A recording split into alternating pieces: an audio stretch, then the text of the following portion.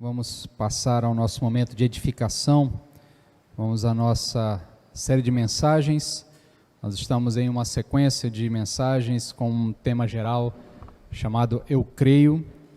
Como nós temos já explicado nos últimos domingos, nós temos a pretensão, o nosso objetivo é reforçar a nossa capacidade de professar a nossa fé diante de qualquer circunstância, relembrando, rememorando e aprendendo também, aqueles que ainda não sabem, aprendendo quais são os fundamentos da nossa fé, quais são as afirmações que estruturam, que servem de base, que são os pilares da nossa fé, daquilo que acreditamos. Nós já falamos do Deus Criador, nós já falamos de Deus, o que nós cremos a respeito de Deus, nós falamos sobre um Deus Criador, nós falamos também sobre o Jesus, o Filho como o enviado, nós falamos também do Filho como Senhor na semana passada, e hoje o nosso tema é Eu Creio em Jesus, o Salvador.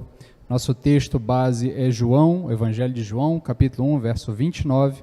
O texto diz o seguinte: no dia seguinte, João viu Jesus vindo na direção dele e disse: aí está o Cordeiro de Deus que tira o pecado do mundo. Vamos orar?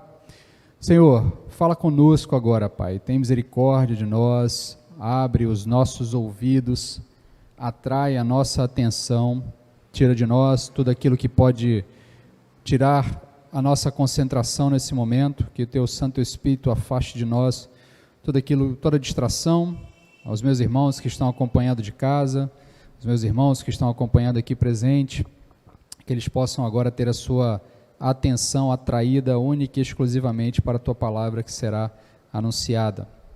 Nós queremos que o Teu Santo Espírito atue no nosso meio com poder, que Teu Santo Espírito nos leve hoje a confessar que nós cremos em Jesus, o nosso Salvador, que nós cremos em Jesus, o Salvador. Tem misericórdia de nós, fala conosco, é o que te pedimos em nome de Jesus. Amém. Amém, meus irmãos.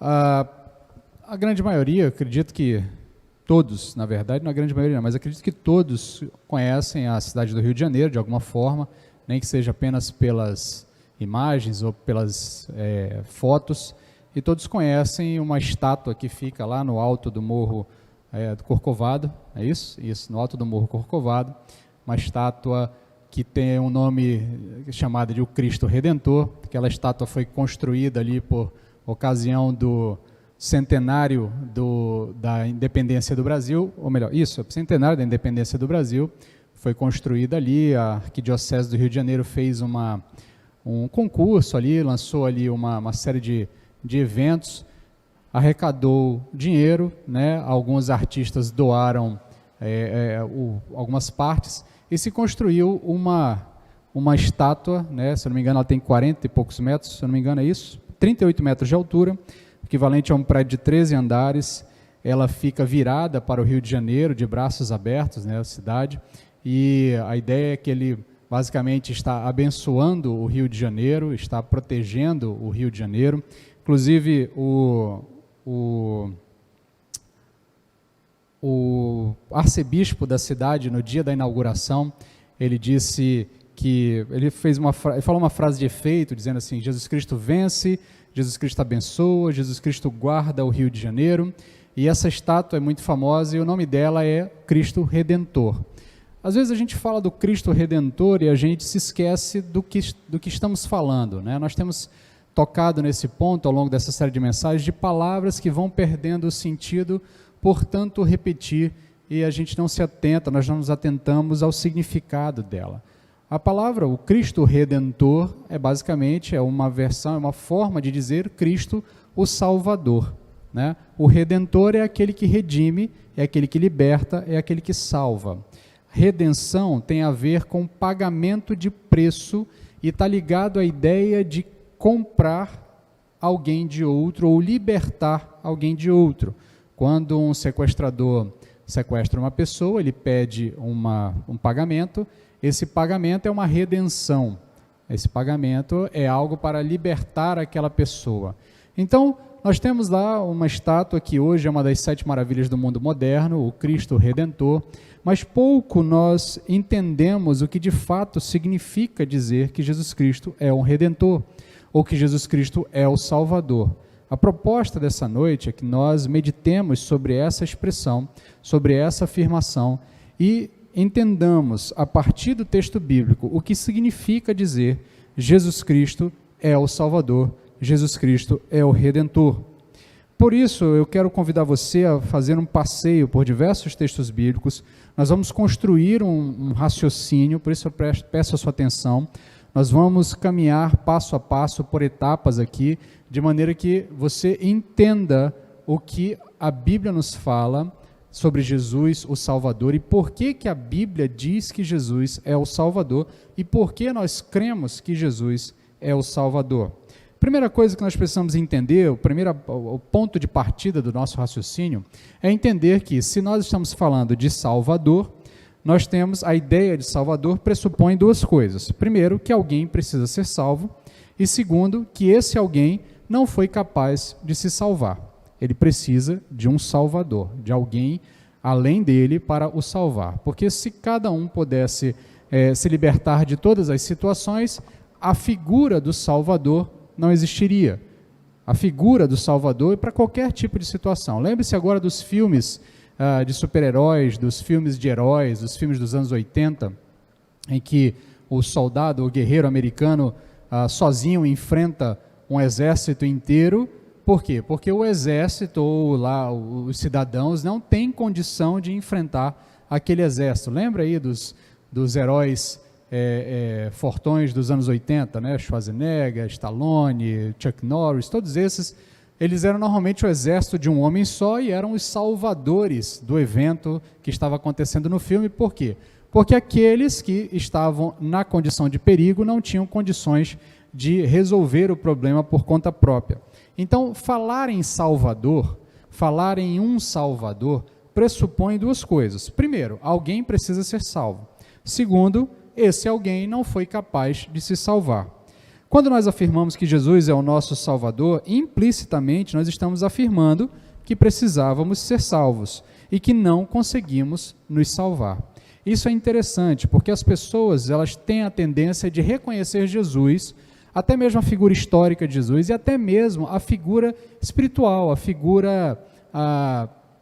figura divina, a figura mesmo de Jesus como uma espécie de ser divino ou algum enviado divino, mas dificilmente as pessoas entendem o que significa dizer que Jesus é Salvador, porque a grande maioria das pessoas não acredita que precisa de salvação. A grande maioria das pessoas não entende que precisa de salvação. Se você perguntar para alguém se ele precisa de salvação, ele dirá muito provavelmente que não. Ele dirá que não, eu não sou tão mal assim, eu não sou tão ruim assim, eu não sou tão pecador assim, para que eu precise de um Salvador para fazer por mim algo que eu não posso fazer.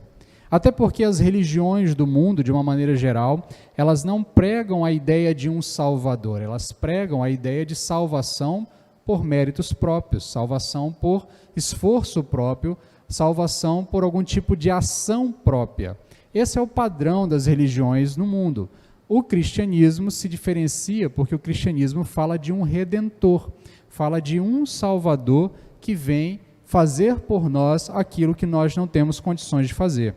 Então, se nós entendemos o que significa a necessidade de um Salvador, nós precisamos entender do que nós precisamos ser salvos, e para entender do que precisamos ser salvos, nós precisamos entender qual é a nossa natureza, ou qual é o estado do homem, para que ele então precise de um Salvador. A Bíblia nos fala que Deus, quando criou todas as coisas, ele criou as coisas em um estado bom. Se você ler o 1º capítulo de Gênesis, quando nós falamos de Deus o Criador, nós falamos bastante sobre isso, nós dissemos e afirmamos que cremos que Deus criou todas as coisas boas. Quando você vai lendo o 1º capítulo, você vai ver que ao final de cada dia de criação, Deus olha para a sua criação, Deus contempla a sua criação e vê e diz que é bom. Quando termina o 1º dia, Deus olhou para o que havia feito e disse, é bom. Quando termina o segundo dia, Deus olha para o que havia feito, então ele diz, também é bom. E no último dia, no último dia de criação, no sexto dia de criação, ele olha para a criação e no sexto dia o ser humano é criado, a raça humana é criada. Ele olha então para toda a obra que ele havia feito e ele diz que é bom, que é muito bom. Então nós cremos que a raça humana, que os seres humanos e toda a criação foram criados por Deus, um Deus bom, e foram criados eminentemente bons. Contudo, nós cremos também que esse ser humano, criado por Deus, naturalmente bom, eminentemente bom, escolheu desobedecer a Deus. Escolheu fazer aquilo que Deus havia dito para ele não fazer. Na narrativa de Gênesis, ali no finalzinho do capítulo 1 e também no finalzinho do capítulo 2, Deus então, quando o texto repete a narrativa da criação, Deus olha para Adão e Eva e diz, olha, de todas as árvores do jardim vocês podem se alimentar, contudo daquelas duas árvores ali vocês não devem tocar, porque certamente no dia que vocês comerem daquela árvore, vocês vão morrer. Então, o homem e a mulher, a raça humana, os nossos pais originais, escolheram fazer aquilo que Deus havia dito para eles não fazerem. Eles ouvem então a serpente diz, olha, não é bem assim, Deus disse que vocês vão morrer, mas vocês não vão morrer, na verdade vocês vão se tornar iguais a Deus, e Adão e Eva preferem fazer aquilo que o coração deles estava desejoso de fazer e preferem desobedecer a Deus. Nesse momento, quando eles escolhem pecar, quando eles escolhem desobedecer a Deus, eles condenam toda a raça humana, porque na condição de representantes da raça humana, na condição de representantes da raça humana criada por Deus, eles respondem por toda a raça humana. E aqui é um outro ponto interessante, porque muitas vezes quando nós olhamos para esse texto e para essa doutrina, nós temos um certo incômodo, porque achamos que o ato de Adão é problema de Adão e o meu ato é meu problema. Eu não tenho ligação com aquilo que Adão fez. Contudo, Adão e Eva representavam a raça humana diante de Deus e eles receberam uma incumbência, uma ordem dada por Deus e desobedeceram. E assim como um representante de uma nação, quando toma uma atitude equivocada, a sua nação como inteiro paga o preço. Nós podemos acompanhar a nossa situação em geral, no mundo inteiro, não apenas no Brasil, mas em todos os locais. Quando os nossos governantes escolhem mal, fazem o que é mal, a nação como um todo paga o preço. Por quê? Porque eles são os nossos representantes. Então, em certo sentido, é o que está acontecendo ali no Éden, quando Adão e Eva escolhem pecar, eles condenam a raça humana a um estado de pecaminosidade, a um estado de queda. Nós chamamos esse estado de um estado de queda. Esse estado é um estado de que a natureza do homem deixou de ser eminentemente boa e passou a ser tendenciosa ao mal, tendenciosa ao pecado. Por isso que Paulo vai nos dizer, lá em Romanos capítulo 3, verso 23, ele vai dizer que todos pecaram e carecem da glória de Deus. Romanos 3, 23, o apóstolo Paulo, falando da natureza humana, vai dizer, ora, todos pecaram e carecem da glória de Deus. E ainda lá em Romanos capítulo 5, verso 12, o apóstolo vai dizer, portanto, assim como por um só homem entrou o pecado no mundo, e pelo pecado veio a morte, assim também a morte passou a toda a humanidade, porque todos pecaram. Então, a partir de Adão e Eva, o estado do homem é um estado pecaminoso, ele deixou de ser totalmente bom, eminentemente bom, e ele passou a ter uma natureza inclinada ao pecado, uma natureza tendenciosa ao pecado, uma natureza rebelde, uma natureza que não deseja mais fazer a vontade de Deus, mas ele passa então a desejar fazer a sua vontade, fazer o seu desejo, atender às suas vontades, e ao atender às suas vontades, ele rejeita fazer a vontade de Deus. Portanto, o estado do ser humano, segundo a Bíblia, é um estado de rebelião contra Deus. O profeta Isaías vai dizer isso lá em Isaías 62, verso 5, ele falando por Deus, como boca de Deus, o profeta, capítulo 65, verso 2, o profeta falando por Deus, como boca de Deus, diz ao povo as palavras que Deus deseja dizer ao povo, e Deus diz ao povo, olha, por muito tempo eu tolerei vocês, povo rebelde. Vocês, com a sua rebeldia, uma nação que é naturalmente rebelde, porque é uma nação que está em estado de pecado, em estado de queda. Essa rebelião condenou todos os homens à morte, o que é a resposta natural ao pecado. Lembre-se lá, quando eu comentei sobre a ordem que Deus dá a Adão e Eva, ele diz, olha, o dia que vocês comerem dessa árvore, vocês certamente morrerão. Certamente vocês morrerão. Ali está dado a ordem, e a partir do momento em que Adão e Eva escolhem desobedecer, a desobediência condena Adão e Eva à morte e condena toda a raça humana a um estado de pecado, e o estado de pecado naturalmente leva à morte. O apóstolo Paulo vai falar sobre isso em Romanos também, capítulo 3, ainda dentro falando do texto, falando sobre a natureza do homem, ele vai dizer que porque o salário do pecado é a morte, mas o dom gratuito de Deus é a vida eterna em Cristo Jesus, o nosso Senhor. Eu não sei se você já parou para prestar atenção nesse texto, eu já comentei outras vezes aqui nas nossas escolas bíblicas, estudando textos variados, ou mesmo estudando alguns pontos doutrinários, mas quando o apóstolo Paulo fala de salário, ele não está aqui falando de algo bom, tá? Porque nós temos na ideia de salário é bom, né? Todo chega lá ao final do mês ou início do mês, é sempre bom receber o salário, né? Mas o salário, ele é um justo pagamento por algo que lhe é devido, por algo que você de fato merece. De fato, você é merecedor do seu salário. Você trabalhou 30 dias para o seu patrão, para o seu empregador, e ao final dos seus 30 dias de trabalho, você é merecedor do salário. O salário é seu por direito.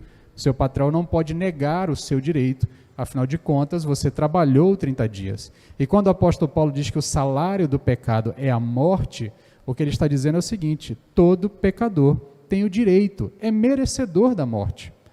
Porque ele fez por onde? Ele fez aquilo que era o justo, o necessário para alcançar a resposta pela sua ação. Ou seja, aquele que pecou vai morrer. Todo o pecador está condenado à morte, porque a resposta natural ao pecado é a morte. Quando Deus anunciou para Adão e Eva lá no Éden, dizendo, olha, o dia que vocês me desobedecerem, vocês estarão condenados à morte. E isso de fato aconteceu. O apóstolo Paulo replica isso lá em Romanos, repete isso e deixa claro, o seu pecado tem um justo pagamento por ele. O justo pagamento por ele é a morte. O salário é o justo pagamento por algo que é devido. Ou seja, o homem merece a morte por conta do seu pecado.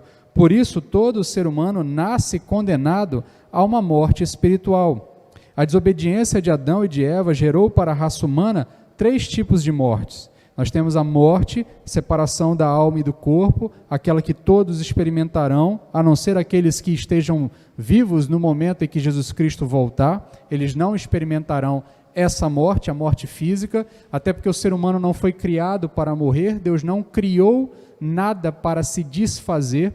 Entenda, quando Deus criou as coisas, Ele criou as coisas eminentemente boas.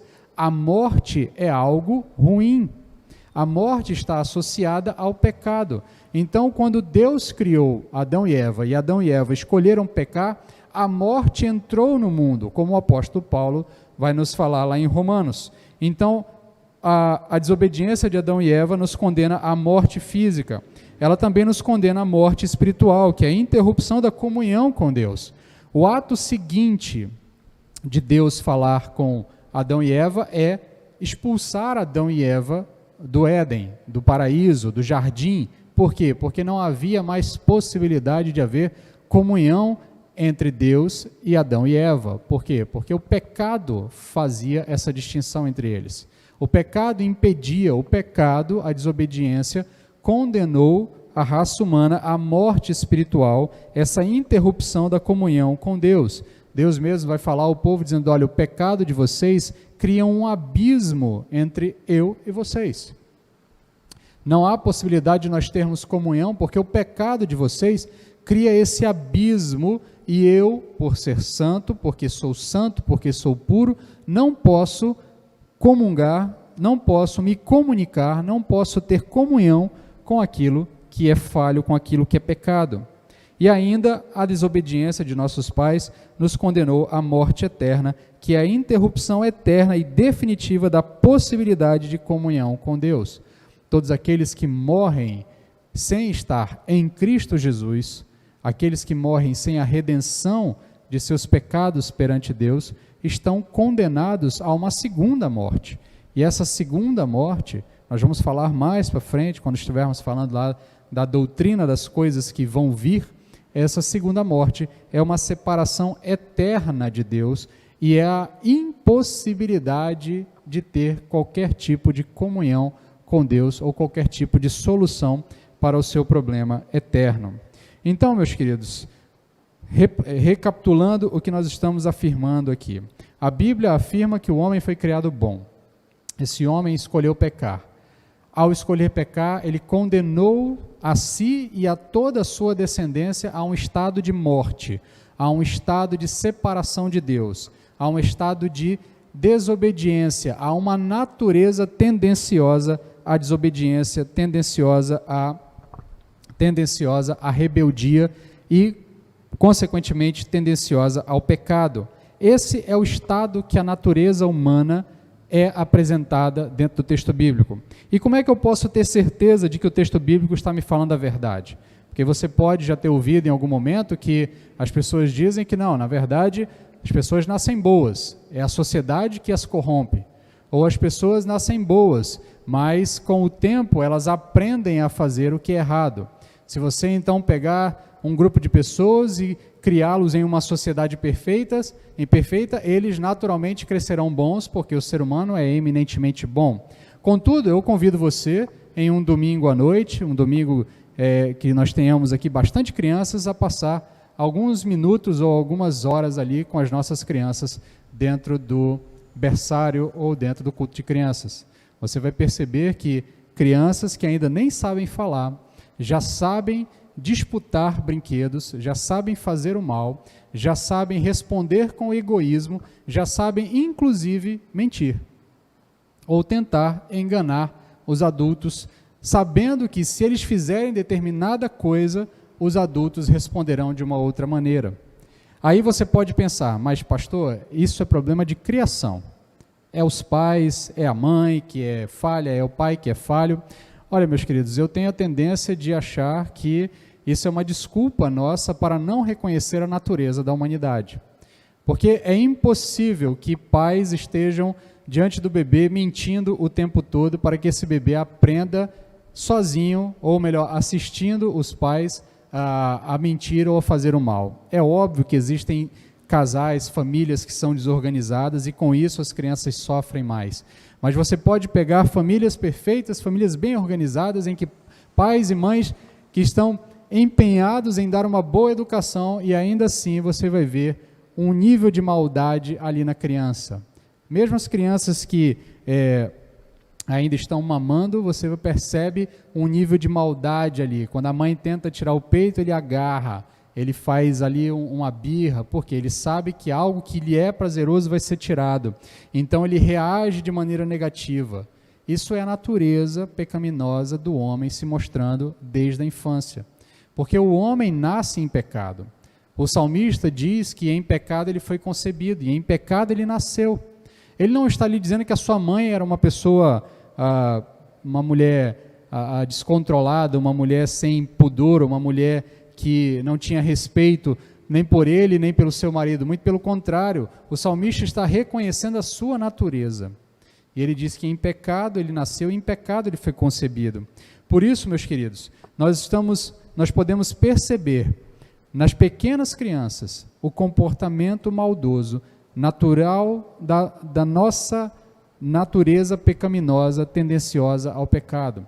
Quando nós levamos isso para o macro, para a sociedade, nós percebemos, olhando para as notícias do dia a dia, o como nós, com todo o avanço tecnológico, com todo o avanço sociológico, com todo o avanço dos estudos e das ideologias, ainda não conseguimos resolver as coisas mais simples, os problemas mais simples da humanidade. Brasil, Estados Unidos, talvez mais uma parte da Europa e também uma boa parte da China, conseguem produzir alimento suficiente para que o mundo inteiro coma de 2 a 3 vezes por dia. Só esses 3 países, ou um grupo de 10 países juntos, conseguem produzir alimento suficiente para que o mundo inteiro se alimente. Ainda assim, nós não conseguimos erradicar o problema da fome.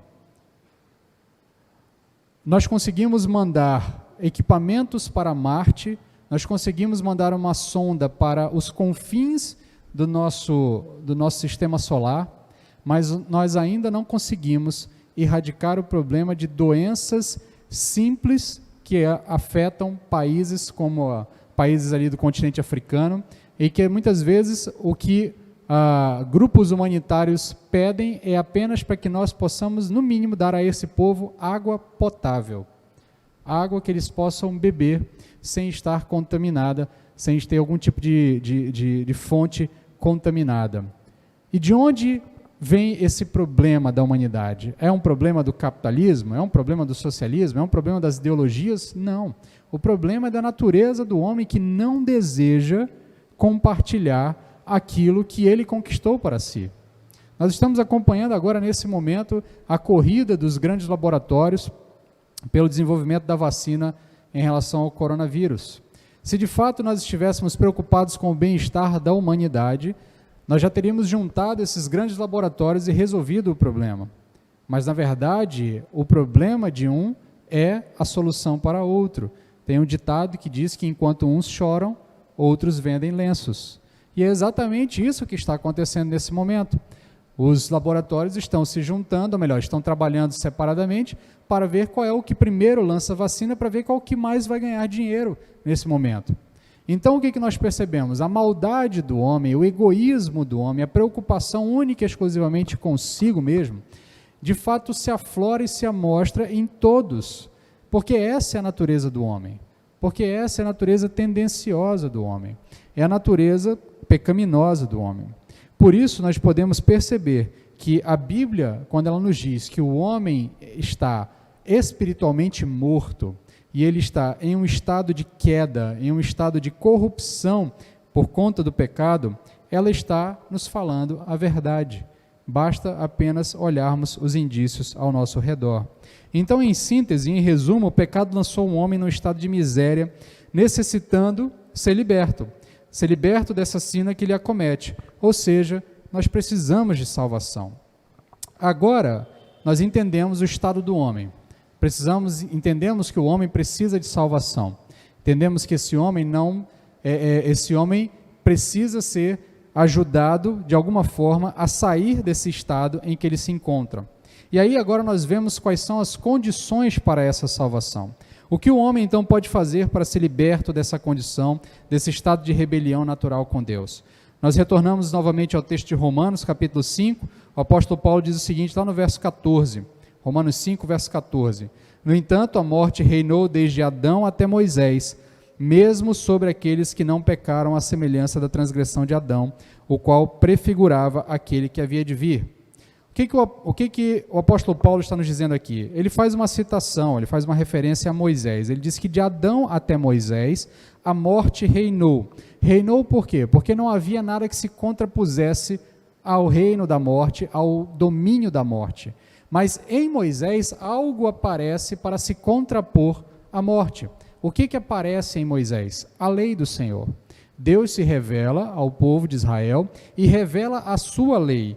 E a sua lei é a vontade de Deus para que a humanidade faça aquilo que é agradável a Deus. Quando Deus esteve com Adão e Eva, ele deu a sua lei a eles. Ele disse, não comam dessas árvores, não comam desse fruto. Eles desobedeceram a lei. Mais uma vez, Deus agora se revela ao povo de Israel por meio de Moisés e diz, olha, façam o que eu estou dizendo e vocês encontrarão vida. Lá em Levíticos capítulo 18, verso 5, ao entregar a lei ao povo de Israel, Deus lhes diz, portanto, guardem os meus estatutos e os meus juízos, aqueles que os cumprir, por eles viverá.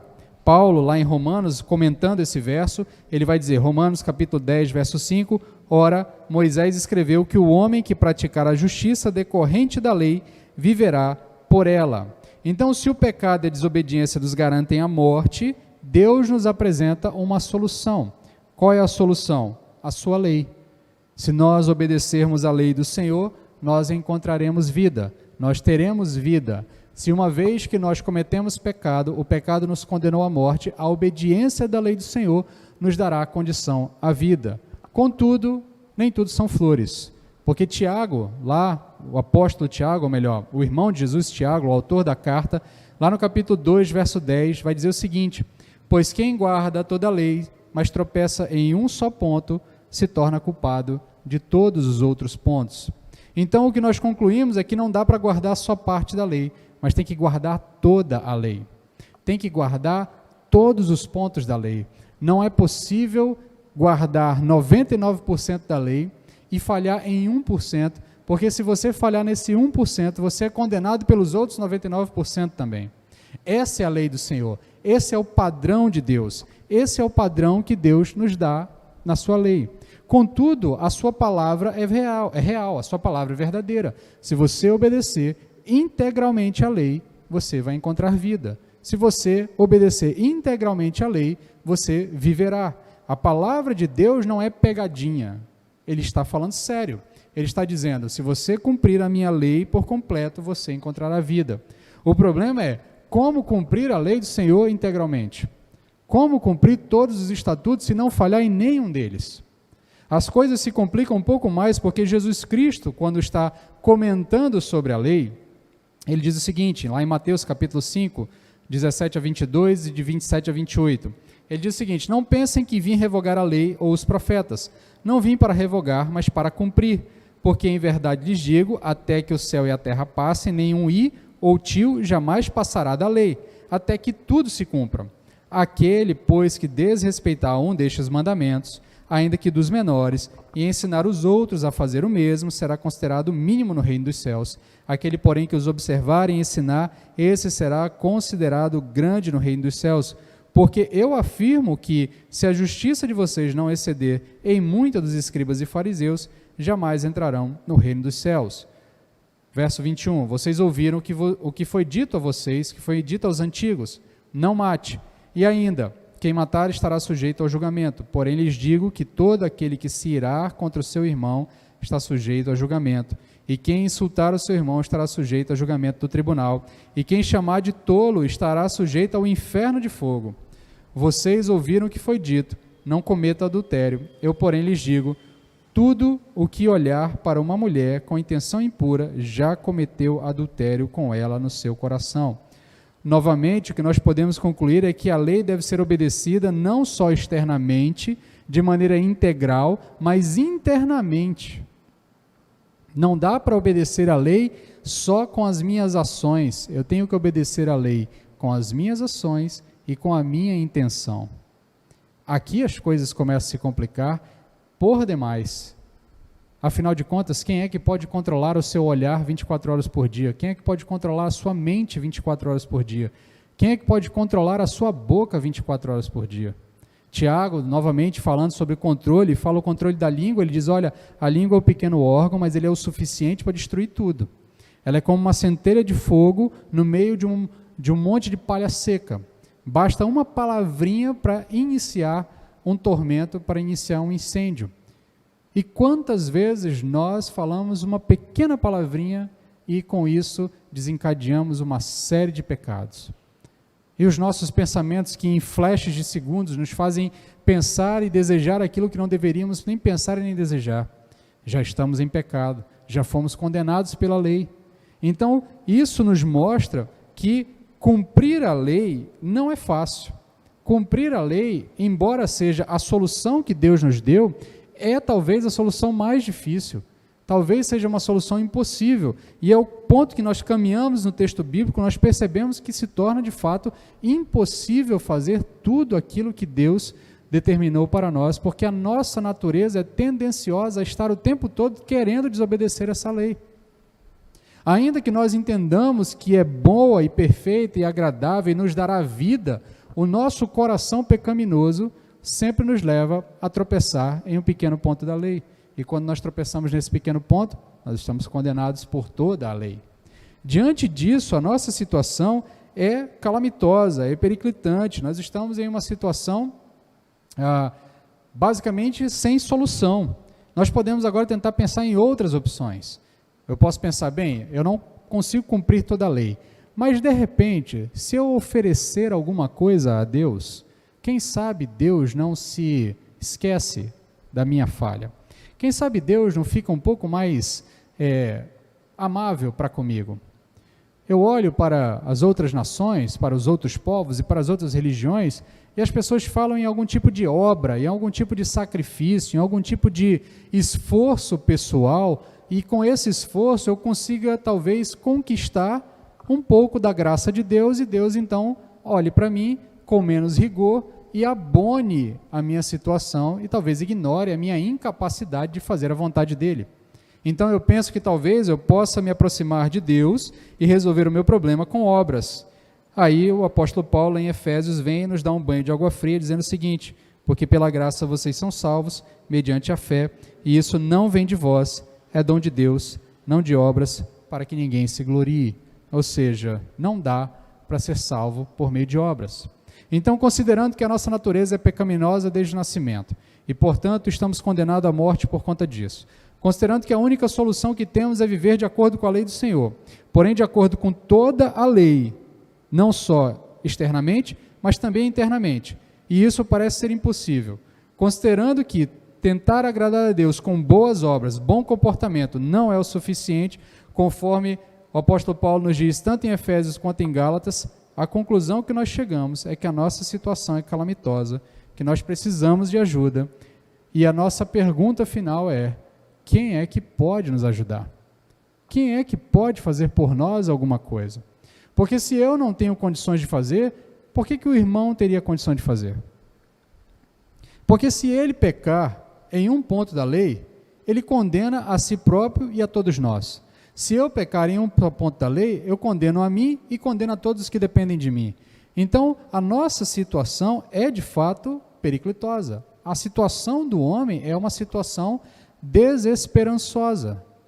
E aí vem aquela frase, inclusive do personagem da série de TV: e agora, quem poderá nos defender? Quem é que pode resolver a nossa situação? Quem é que pode nos salvar? Aí entra o texto bíblico nos trazendo uma boa notícia. Ele nos trouxe más notícias até agora, mas ele nos traz uma boa notícia. A Bíblia nos diz, se você prestou atenção nas nossas mensagens, quando nós falamos de Jesus como o Cristo, o ungido de Deus, o escolhido de Deus, nós falamos que Jesus é o escolhido de Deus para cumprir uma missão, que desde o Éden, esse escolhido já havia sido prometido. Já lá no Éden, no capítulo 3, no verso 15, Deus já promete à raça humana que ele viria em socorro da raça humana. Porque Deus, consciente da nossa condição e consciente da nossa tendência pecaminosa e da nossa impossibilidade de fazer o que é necessário para a nossa salvação, Deus nos promete ajuda. Ele nos promete socorro, já em Gênesis capítulo 3, falando da inimizade entre o homem, entre a mulher e a serpente, ele diz que do ventre da mulher sairia aquele que esmagaria a cabeça da serpente, e este te ferirá a cabeça e tu lhe ferirás o calcanhar. Isso nós chamamos de proto-evangelho, já é a boa notícia começando a ser construída. E ao longo de todo o Antigo Testamento, os profetas vão construindo a mensagem, a informação de que o Messias, o enviado de Deus, o escolhido de Deus, o Salvador enviado por Deus, chegaria e resolveria o nosso problema. O Messias, ungido de Deus, enviado para uma missão especial, fazer aquilo que nós não conseguiríamos fazer, ou seja, obedecer a Deus. Alguém veio em nosso favor, um de nós, nascido de mulher, de carne e osso, veio fazer o que nós não temos condições de fazer. Contudo, a regra continua a mesma. É necessário cumprir toda a lei para que os homens possam encontrar vida. Por isso Jesus diz: não pensem que vim revogar a lei ou os profetas. Não vim para revogar, mas para cumprir. Porque em verdade lhes digo, até que o céu e a terra passem, nenhum i ou tio jamais passará da lei até que tudo se cumpra. Então, de fato, Jesus vem para cumprir a lei, e ele obedece todos os mandamentos da lei, inclusive os mais pesados. A lei exigia muita coisa para que nós pudéssemos encontrar graça e salvação diante de Deus. Hebreus capítulo 9, verso 22 diz o seguinte: e quase todas as coisas, segundo a lei, se purificam com sangue, e sem derramamento de sangue não há remissão, não há redenção, não há salvação. O pecado exige morte. Lembram-se que nós falamos que o salário do pecado é a morte, porque é o justo pagamento pelo pecado. Deus não abona pecados. Deus recebe o justo pagamento pelos pecados. Deus cobra o preço pelos pecados. Por isso, para todo pecado é necessário haver sangue. É necessário que seja derramado sangue para que esse pecado possa então ser remido, para que esse pecado possa ser expiado. E expiado é coberto, a palavra expiação significa cobrir. É necessário para que esse pecado seja coberto, é necessário sangue. Por isso o pecado exige morte, sem morte não há pagamento pelo pecado, para que um pecado seja justificado, seja quitado, é necessário morte. Por isso no Antigo Testamento nós temos tantos rituais de sacrifício, pois eles eram como um prenúncio para que o homem entenda o preço do pecado. A pureza do animal sem mancha, sem mácula, simbolizava a pureza que foi destruída pelo pecado. A morte, como consequência do pecado, consumia essa pureza. Contudo, como nos diz o autor de Hebreus, capítulo 10, verso 4, é impossível que o sangue de touros ou de bodes remova todo o pecado. Então, ainda que nós sacrificássemos todo o pecado do mundo, como nós não temos um cordeiro puro, perfeito, sem máculas, completamente sem manchas, o sangue dos touros, o sangue dos cordeiros, o sangue de todos os animais que foram derramados ao longo da história, não tem o poder para cobrir, para expiar todo o pecado. Contudo, como Jesus Cristo obedeceu toda a lei, cumpriu todos os pontos da lei, todas as exigências da lei, ele é o único puro, totalmente perfeito. Por isso, ele pode ser aquele que é entregue como o cordeiro que tira o pecado do mundo. Por isso, o autor de Hebreus diz que Jesus é aquele que, intentado em todas as coisas, não pecou. Por isso, ele pode ser esse sacrifício. João Batista, quando viu Jesus chegando nas águas, disse: aí está o Cordeiro de Deus que tira o pecado do mundo. A obediência de Jesus lhe qualificou para entregar-se como um sacrifício perfeito e assim fazer por nós o que nós não poderíamos fazer. Agora sim nós temos uma chance. Agora sim nós temos uma boa notícia. O evangelho do nosso Senhor Jesus Cristo é esse, que ele veio como um de nós, obedeceu toda a lei, qualificou-se para ser o sacrifício perfeito, para ser o cordeiro perfeito, o cordeiro que por meio do seu sangue teria condição de redimir todos os pecados, de remir e de expiar todos os pecados, e então por isso mesmo ele se entrega como esse sacrifício perfeito. Paulo em Romanos capítulo 5, verso 18 e 19 nos diz: consequentemente, assim como uma só transgressão resultou na condenação de todos os homens, assim também um só ato de justiça resultou na justificação que traz a vida a todos os homens. Logo, assim como por meio da desobediência de um só homem, muitos foram feitos pecadores, assim também, por meio da obediência de um único homem, muitos serão feitos justos. Este é o Evangelho. Esta é a boa notícia. Jesus obedeceu a lei por nós. E ao obedecer a lei por nós, a sua obediência lhe qualifica para ser o Cordeiro perfeito que tira o pecado do mundo. E por isso o seu sacrifício na cruz tem valor para nós. E por isso esse sacrifício tem valor perante Deus. Tem um valor eterno perante Deus. Porque ele obedeceu todas as exigências da lei, inclusive o sangue que era necessário para remir pecados. Agora, o que nós precisamos fazer para ter acesso a essa salvação? O que precisamos fazer para que os méritos conquistados por Cristo na cruz possam ser aplicados a nós? A resposta nos é dada pelo apóstolo Paulo em Romanos capítulo 10, verso 9, ele diz o seguinte: se você confessar com a sua boca que Jesus é o Senhor e crer em seu coração que Deus o ressuscitou dentre os mortos, será salvo. Então, para que nós possamos ter acesso aos benefícios da salvação em Cristo, nós precisamos confessar Jesus. E confessar Jesus significa reconhecer quem Ele é. O escolhido de Deus, aquele que cumpriu a vontade de Deus e, portanto, encontrou graça diante de Deus. Ele que é o amado do Pai, porque Ele fez aquilo que o Pai determinou. Ele obedeceu e por isso o Pai o ama, e por isso o Pai lhe tem estima, porque Ele foi obediente ao Pai. Confessar Jesus significa reconhecer que Ele obedeceu e não eu. Significa reconhecer que Ele tem méritos e não eu. Confessar Jesus significa reconhecer também o meu estado. É saber que Ele obedeceu e eu não. É saber que Ele é puro e perfeito e eu não. Por isso, eu confesso e reconheço quem Ele é. Confessar Jesus significa reconhecer que eu não tenho poder, nem forças, nem méritos para fazer a vontade de Deus.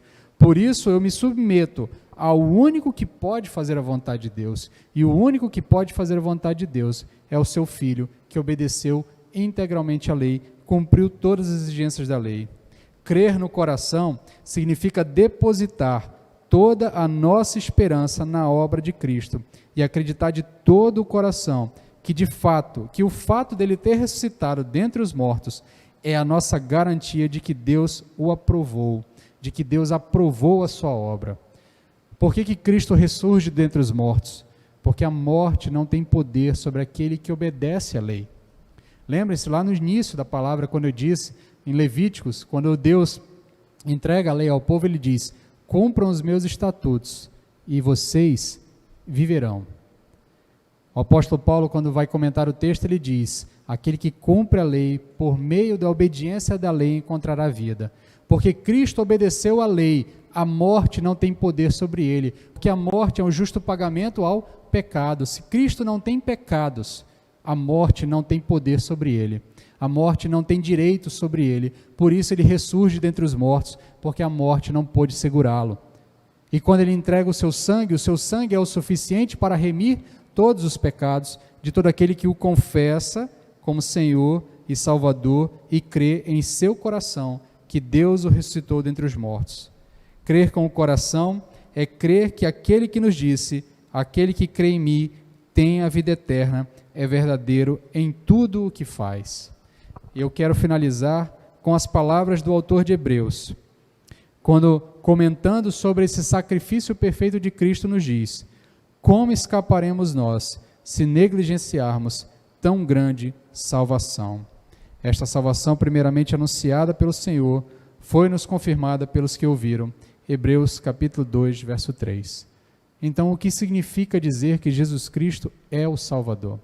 Significa dizer que nós cremos que Ele obedeceu à lei de Deus, todas as exigências de Deus, alcançou os méritos necessários para cobrir os meus pecados, e por isso eu me escondo em Cristo e me apresento diante de Deus, coberto e revestido por Cristo, porque é Cristo quem tem méritos. Ele é o meu Salvador, porque Ele fez aquilo que eu não posso fazer, aquilo que eu não tenho condições de fazer. Ele fez por mim aquilo que eu não tenho habilidade e condições para fazer. E porque eu creio que Ele fez todas essas coisas, porque eu o confesso e reconheço quem Ele é, e porque eu deposito nele toda a minha esperança, eu posso então adentrar aos benefícios da salvação conquistada por Ele. Por isso, meus queridos, quando nós dizemos que cremos que Jesus Cristo é o Salvador, o que nós estamos querendo dizer é exatamente isso, que Cristo cumpriu a vontade do Pai. Por isso, nós temos a chance de encontrar paz com Deus, justificados pela obra de Cristo, justificados pelos méritos de Cristo, e assim nós podemos encontrar um novo contato com o Pai e ter um novo contato com Deus e encontrar paz para as nossas vidas e então solução definitiva para os nossos pecados. Vamos orar? Senhor, ajuda-nos, Pai, a entender o que significa dizer que Jesus Cristo é o nosso Salvador. Nós queremos confessar isso não apenas como uma frase de efeito, ou como uma frase repetida de geração em geração, porque fomos criados na igreja, porque nossos pais dizem isso, porque uma campanha missionária disse isso em um determinado momento e nós aprendemos. Nós queremos afirmar que Jesus Cristo é o Salvador, tendo consciência do que significa dizer que Jesus Cristo é o Salvador. Abre os ouvidos de quem precisa ouvir essa mensagem, Pai. Abre os olhos de quem precisa olhar para a cruz e entender o que foi feito na cruz. Convence o coração de quem precisa ser quebrantado por Ti nessa noite. Fala conosco, Pai.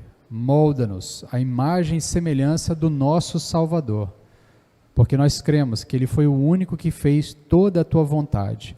E nós queremos fazer a Tua vontade, mas nós sabemos que sem Cristo nós não podemos fazer a Tua vontade. Por isso nós queremos nos esconder em Cristo, nos revestir de Cristo para fazer a Tua vontade e enfim encontrar graça diante de Ti, trazer alegria aos Teus olhos e trazer sorriso à Tua boca, Pai. Porque em Cristo nós podemos fazer isso. Ajuda-nos, Pai, a entender, ajuda-nos a confessar Jesus como Teu Salvador, como nosso Salvador, como o Salvador que foi enviado por Ti. É o que Te pedimos, confiados nos méritos do nosso Salvador, Jesus. Amém.